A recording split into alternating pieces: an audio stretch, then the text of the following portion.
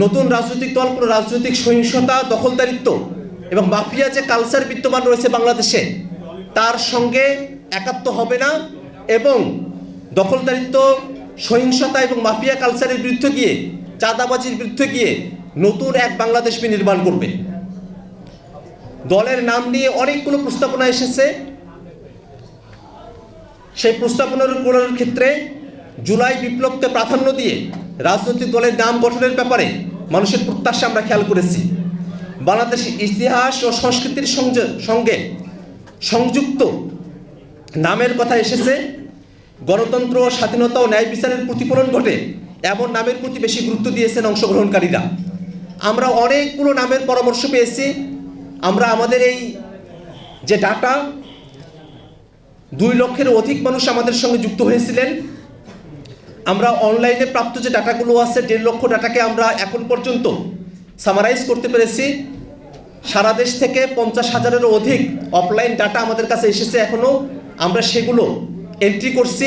সেগুলো করার পরে আমরা পূর্ণাঙ্গ তথ্য আপনাদেরকে উপস্থাপন করতে পারবো।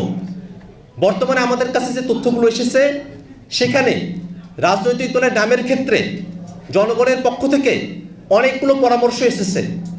সেই পরামর্শগুলোর মধ্যে রয়েছে রাজনৈতিক দলের নাম হতে পারে জনতার দল, নতুন বাংলাদেশ পার্টি, বিপ্লবী দল, নাগরিক শক্তি, ছাত্র জনতা পার্টি, বাংলাদেশ বিপ্লবী পার্টি, রিপাবলিক পার্টি, জাতীয় শক্তি সহ প্রায় 30টির অধিক নাম বেশি বেশি ঘুরে ফিরে মানুষের কাছ থেকে আমাদের কাছে এসেছে। আমরা এই নামগুলো পর্যালোচনা করছি এবং আমরা আমাদের আত্মপ্রকাশের আগেই আমরা আশাবাদী যে আমরা আপনাদেরকে ঠিক কোন নামটা আমরা গ্রহণ করছি সে নামটা আপনাদেরকে জানাতে পারবো। দলের প্রতীক নিয়ে মানুষের যে পরামর্শগুলো এসেছে সেখানে জনগণের আকাঙ্ক্ষার প্রতিফলন যাতে থাকে প্রতীকের মধ্যে, তেমন একটি পরামর্শ এসেছে। সংগ্রাম, উন্নয়ন ও ঐক্যের প্রতীক যেন আমাদের দলীয় প্রতীকে ফুটে ওঠে তেমন পরামর্শ মানুষ দিয়েছেন।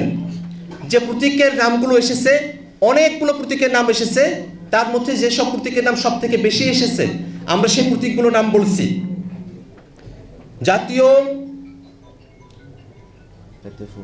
জাতীয় প্রতীক যেগুলো আছে সেই প্রতীকগুলোর কথা সব থেকে বেশি এসেছে।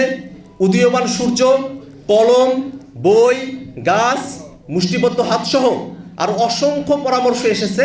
আমরা সকলের সঙ্গে আলাপ আলোচনা করে আমরা আমাদের এই যখন রাজনৈতিক দল গঠন প্রক্রিয়া শেষ হওয়ার পরে আমরা যখন নিবন্ধনের কার্যক্রমের সঙ্গে যুক্ত হব তখন আমরা ফাইনালি ঠিক করব যে আমাদের দলের প্রতীক মার্কা কি হতে পারে।